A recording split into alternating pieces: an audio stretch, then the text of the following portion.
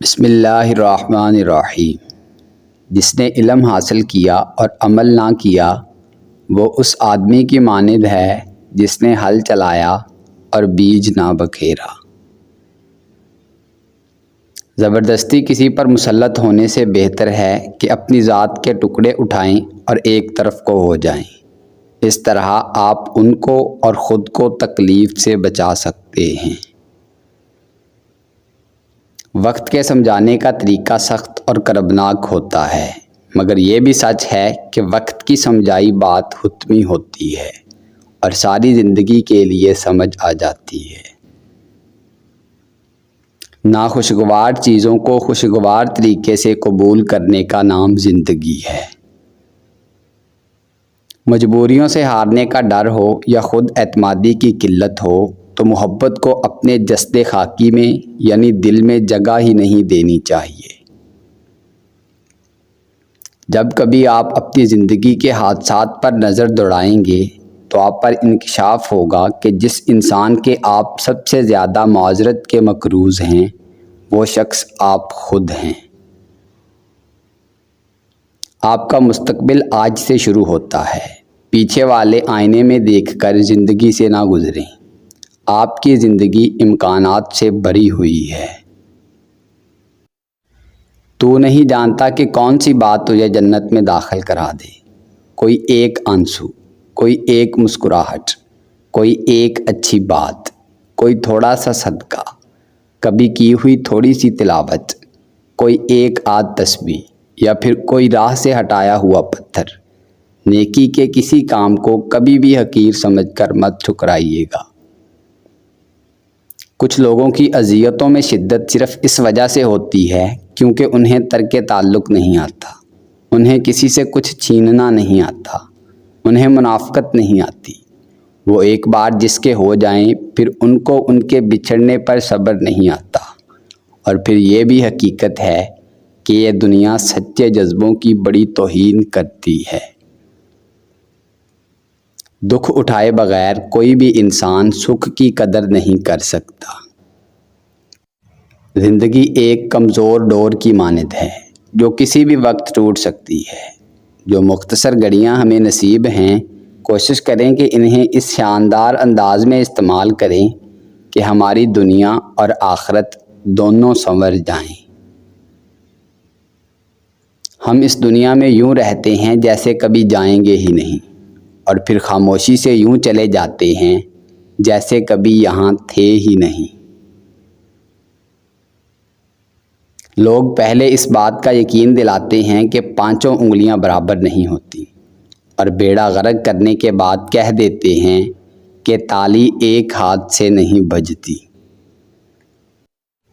دوست اس کو سمجھ جو خلوت میں تیرے عیب تجھ پر ظاہر کرے اور تیرے پیچھے لوگوں میں تیری تعریف کرے اور مصیبت کے وقت تیری ہمراہی کرے۔ تم نے اللہ کو دیکھا ہے؟ ہاں، کئی بار۔ کب کب؟ جب وہ میری پردہ پوشی کرتا ہے، جب رزق دیتا ہے اور جب میری دعائیں قبول کرتا ہے۔ ہم وہ لوگ ہیں جو اللہ کے بندوں سے کی گئی زیادتی کی معافی مانگنے بیت اللہ تو چلے جاتے ہیں مگر اس کے بندے کے گھر تک نہیں جاتے۔ ہم پوری زندگی اس انتظار میں نکال دیتے ہیں کہ ایک دن ہم اپنی من پسند زندگی جئیں گے، لیکن یہ بھول جاتے ہیں کہ زندگی وہی ہے جو آج ہے، کل تو بس خواب ہے جس کی کوئی تعبیر نہیں۔ عارضی نفرت ہو تو کہیں نہ کہیں گنجائش باقی رہتی ہے، لیکن بغض پیدا ہو جائے تو محبت کا ہر دروازہ بند ہو جاتا ہے۔ مسجد میں رہ کر اپنی جوتیوں کی فکر میں رہنے سے گلیوں میں آوارہ پھرتے ہوئے خدا کو یاد کرنا بہتر ہے۔ جو چھوڑ کر چلے جاتے ہیں نا وہ سستے لوگ ہوتے ہیں، اور سستے لوگوں کے لیے مہنگے آنسو نہیں بہایا کرتے۔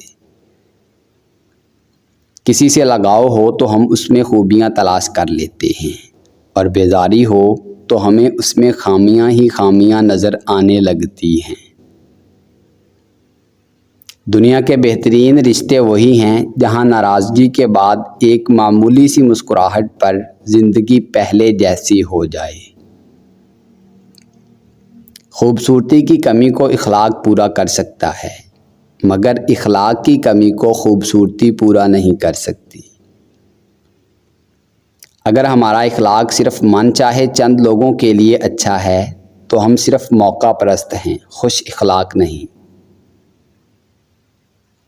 اپنی زندگی کے دو آپشن ہمیشہ کھلے رکھیں، اپنی غلطی تسلیم کرنا اور دوسروں کو معاف کر دینا۔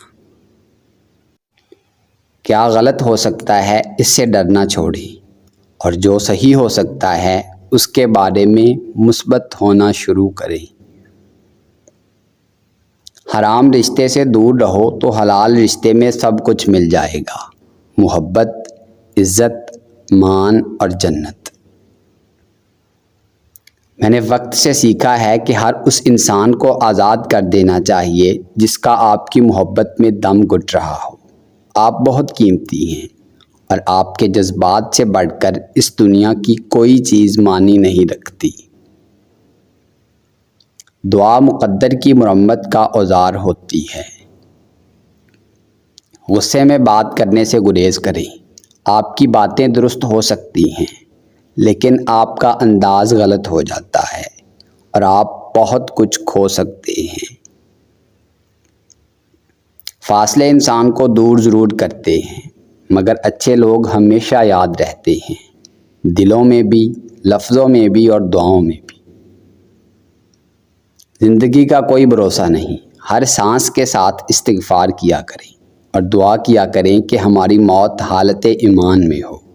اللہ پاک ہم سب کے گناہوں کو معاف کر دے۔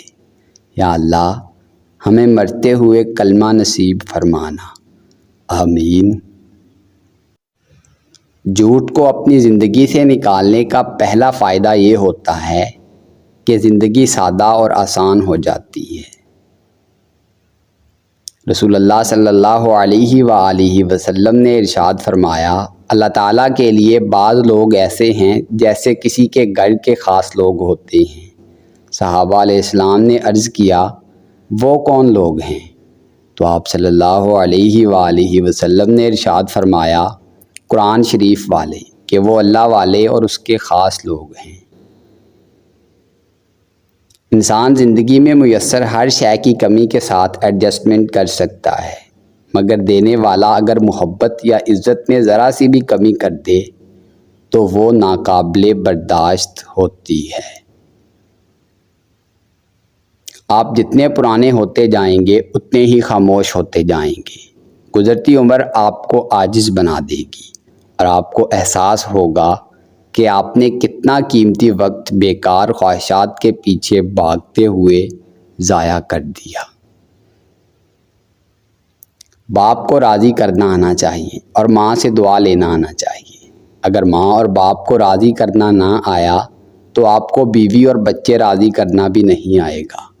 راضی کرنے کا فن یہ ہے کہ اپنے آپ کو ذرا کم سمجھو، اپنے آپ کو تکبر میں نہ سمجھو، اس طرح راضی کرنا آ جائے گا۔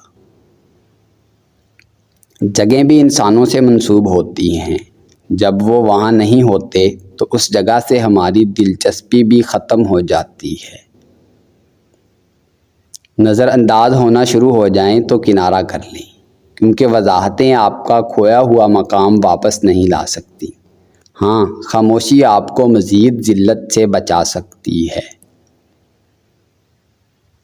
راضی رکھنے کا اصول بتاتا ہوں۔ طریقہ یہ ہے کہ اپنے آپ میں تنہا بیٹھ کر یہ سوچا کرو کہ کیا آپ اللہ پر راضی ہو؟